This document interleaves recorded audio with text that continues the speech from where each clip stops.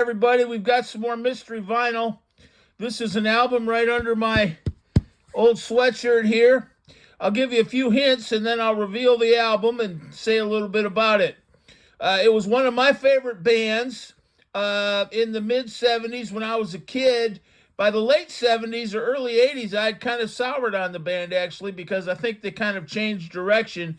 They went from being a butt kicking Midwestern band, kind of like Rick Derringer or, good old rock and roll, to sort of being a candy butt and MTV band. But you can't take away from those earlier albums.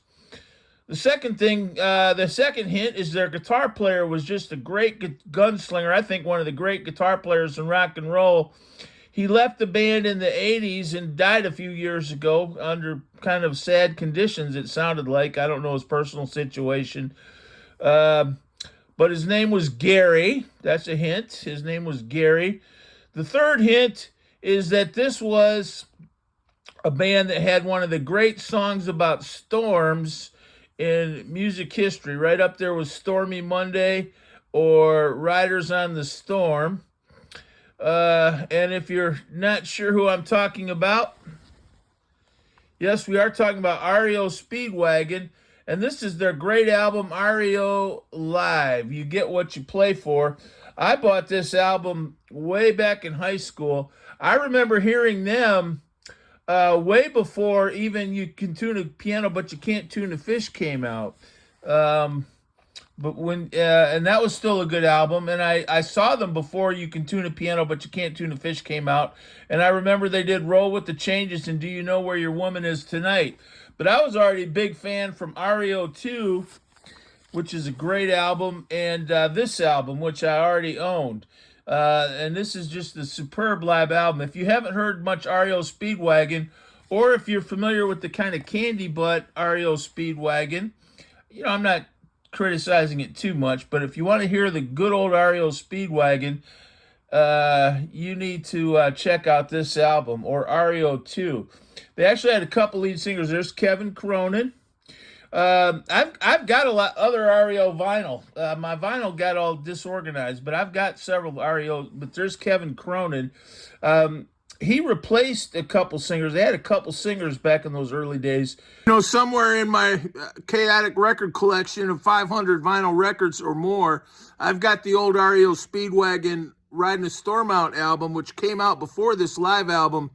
And if you want to see an interesting contrast, listen to the Riding the Storm Out track and album with another singer that they had at that time named Michael Murphy. He replaced Kevin Cronin, and then Kevin Cronin came back into the group. But I don't know if it was how the album was recorded or something, but that song and the whole album in general, but that song does not have half the kick of that live version. I think Riding the Storm Out's a good example of one of those songs that really was a great live song, and it took them a while to really capture how great the song was live on vinyl, which they finally did on this album. I can think of other songs like that too, where the live album was what really brought it up. Bob Seger's got some old stuff like that where you hear the studio album and it's nice, but it was the live versions that really showed you what those songs were like. And Riding a Storm Out's like that. You hear the studio version, it's not even close to how good the live version is. But a guy named Michael Murphy sang that.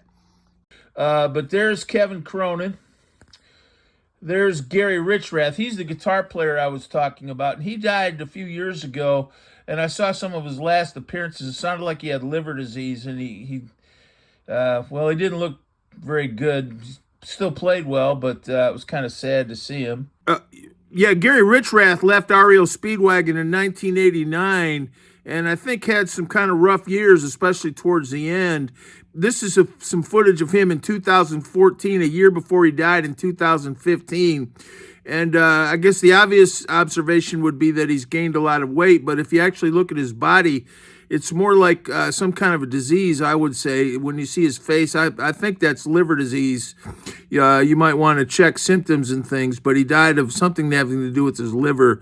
And when you look at that face, I think you can see a pretty good example of late-stage liver disease, and it's very sad. But he still played his butt off. But it is always kind of sad to see him, up there with, I think, kind of a local band. They played well, but here he is. A year before he died, what a great figure in rock history. We should never forget the name of Gary Richrath. I actually don't know. There's Greg Philman. I don't know, but this is just a super duper good live album. It's got a bunch of good songs on it. Like You Do. I've seen a woman who before they sit down at the table, and I've seen women who look to the sky and say, Lord, I believe in the Bible, but I've never seen a woman that makes me feel like you do. Lay me down when you're through with me. Such a good album. Being kind can hurt someone sometimes.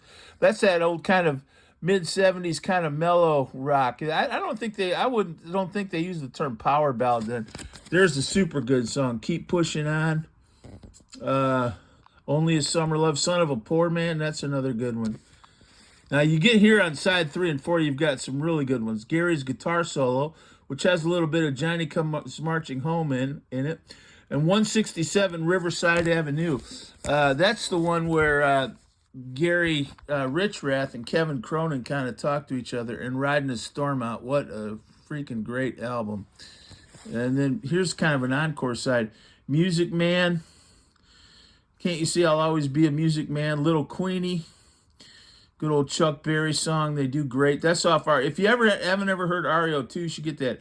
And Golden Country. I think Golden Country was kind of their signature song, kind of like Free Bird or Stairway to Heaven or Green Grass and High Tides Forever. Back UFO, Love to Love. Back in those days, every classic rock band had to kind of have a big closer that kind of developed and ended up with the big guitar solo jam of some kind. Just a super duper good album. Let's see these names. There's Gary Richrath, Greg Doherty, Alan Grafter, Alan Gratzer,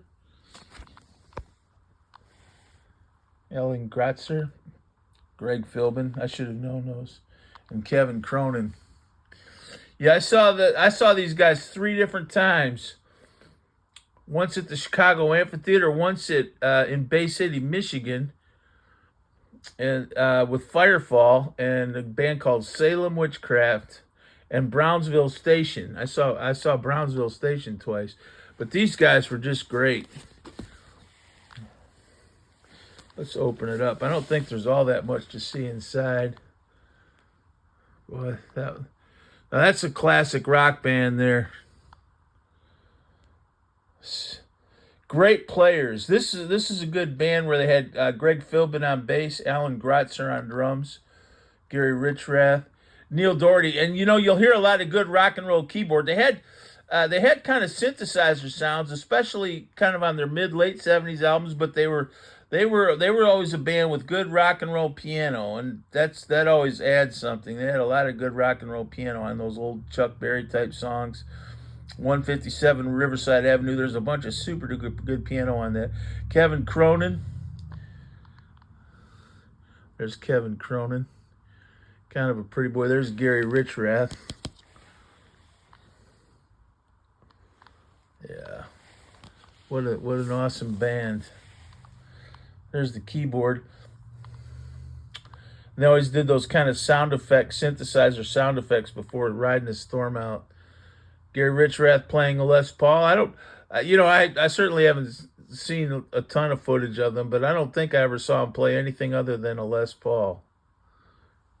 Boy, did he play it well.